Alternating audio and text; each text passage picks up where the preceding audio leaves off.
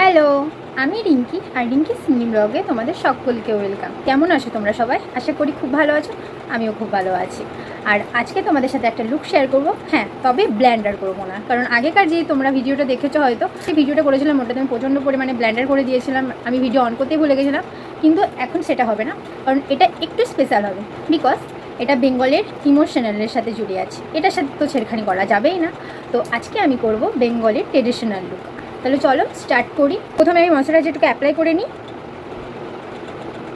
প্রথমেই মুখটাকে কিন্তু ক্লিন করে নিতে হবে। আমার ক্লিন করা ছিল বলে আমি আর তোমাদের করে দেখালাম না।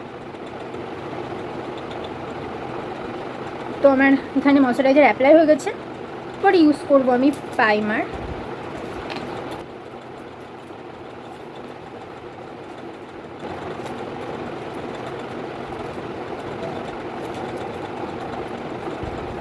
ফাউন্ডেশনটাকে এবার ব্লেন্ড করে নেব। তো এরপর ইউজ করব আমি কনসিলার।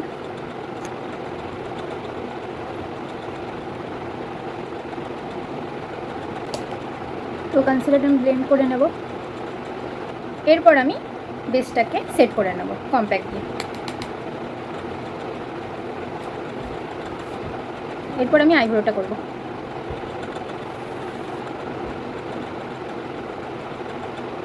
আইব্রোটা হয়ে গেছে। এবার কনসিলার দিয়ে আমি আইব্রোটাকে ঠিক করে নেব।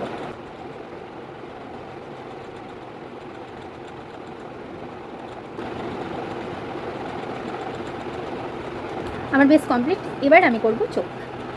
বেঙ্গলি লুক করব, তো একটু রেডের ছোঁয়া তো থাকতেই হবে। মুখে আইশ্যাডো লাগানো ডান। এবার আমি আইলাইনার লাগাবো। এবার আমি কাজল করব। কাজলটাকে এবার ব্লেন্ড করে নেব।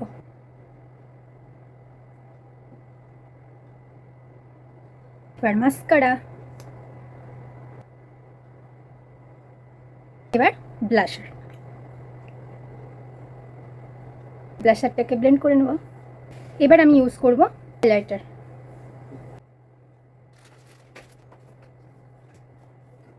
মোস্ট ইম্পর্টেন্ট যেটা, সেটা হলো আমার কাছে লিপস্টিক। তো চলো লিপস্টিকটাকে অ্যাপ্লাই করে নিই, তাহলে মেকআপ আমার পুরোপুরিভাবে ডান হয়ে যাবে।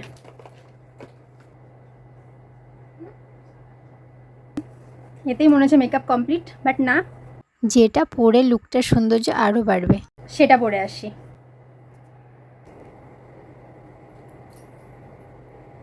তো আমি ফুল রেডি বাঙালিয়ানা সাজে। এটা আমাদের ট্রেডিশনাল না, ইমোশনাল। অ্যাকচুয়ালি লাল পাড় আর সাদা শাড়ি পরতে হয়, কিন্তু আমার কাছে ছিল না। আমার কাছে যেটা ছিল আমি সেটা দিয়ে কাজ চালিয়ে দিয়েছি। তবে কেমন লাগছে অবশ্যই কিন্তু আমাকে কমেন্ট করবে। খোপা করে নিয়েছি আর খোপার সাথে গাজরা লাগিয়ে নিয়েছি। আর শাড়িটা আমি সাপটা করে পরেছি। একটু দেখানোর চেষ্টা করছি, ফুল তো দেখানো সম্ভব না।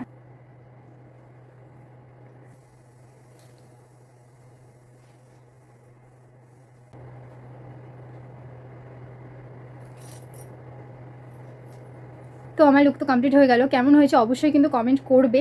তো ভিডিওটা ভালো লেগে থাকলে কি করতে হবে? লাইক করতে হবে, কমেন্ট করতে হবে, আর আমার চ্যানেলটাকে সাবস্ক্রাইব করতে হবে। পাশে থাকা বেল আইকনটাকে ক্লিক করতে হবে যেন আমার ভিডিও তোমাদের কাছে চটজলদি পৌঁছে যায়। তো দেখা হচ্ছে নেক্সট ভিডিওতে। এখন টাটা।